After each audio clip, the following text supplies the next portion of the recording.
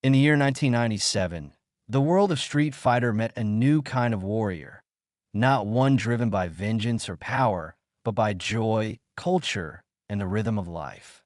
The birth of a wanderer in Street Fighter III, New Generation, from the heart of Kenya, where the sun kisses the land and the music of the earth pulses through every step, came Elena, the first black female fighter in the franchise.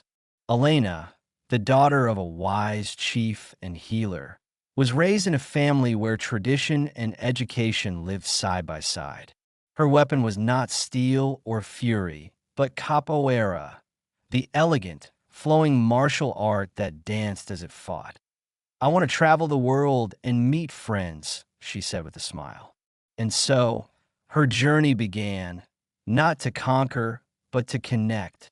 In New Generation, she stepped onto the global stage, exchanging stories through movement, fighting not for supremacy, but for understanding. 1998 to 1999, friendships across nations in Street Fighter III. Second Impact and Third Strike, Elena traveled to Japan as an exchange student. There she met Narumi, a spirited girl who quickly became her best friend. Together, they shared laughter and music, but Elena's wanderlust could not be tamed. Her travels continued through Second Impact and Third Strike, where she fought warriors of every kind, stoic, savage, righteous, and cruel, yet always with her warm, disarming smile. She wasn't just fighting battles. She was building bridges. Her journey was captured in letters sent home, where she told her father about the people she'd met, from Ibuki the ninja to the robotic 12, always searching for the good in them. 2014, in Ultra Street Fighter.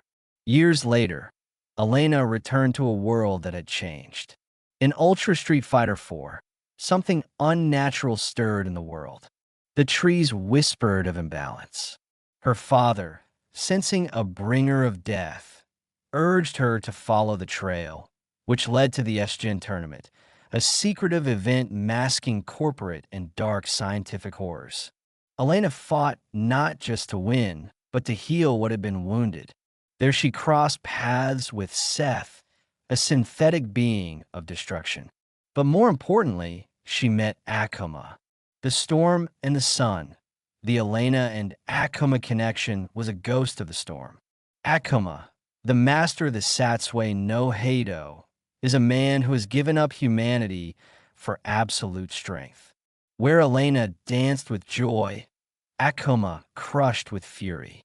And yet, even the darkest storm, she said, can water the flowers of life. In a surprising encounter, Elena confronted Akuma not as an enemy, but with curiosity, asking, not fearing. While the battle between them was fierce, Akuma paused, intrigued by her courage and her serenity. For a moment, the demon saw balance in her, not weakness. In a rare act, Akuma allowed her to walk away. They parted, not as enemies, but with mutual recognition. Later, she took a photo beside him, her smiling, him still and unreadable. The world laughed at the absurdity. But that picture was real. Something had changed in both. In 2025, she's back in Street Fighter 6 inches Street Fighter 6. Elena returns changed. The Earth's imbalance deepens. Death lingers in the winds, but so does renewal. Elena, now wiser, embraces her role not just as a healer, but as a bridge between life and death. Her journey with Akuma deepens. He becomes a dark mentor, revealing that understanding the pain and inevitability of death is the only way to fully heal life. Elena listens. She learns. She doesn't turn away from the shadows anymore. Now, she travels not just for friendship, but for a purpose. The flowers that bloom on graves, she says, are still flowers. From 1997 to now, Elena's story is not just a battles won, but hearts touched. She has danced across the world stage, unshaken, open-hearted, always learning.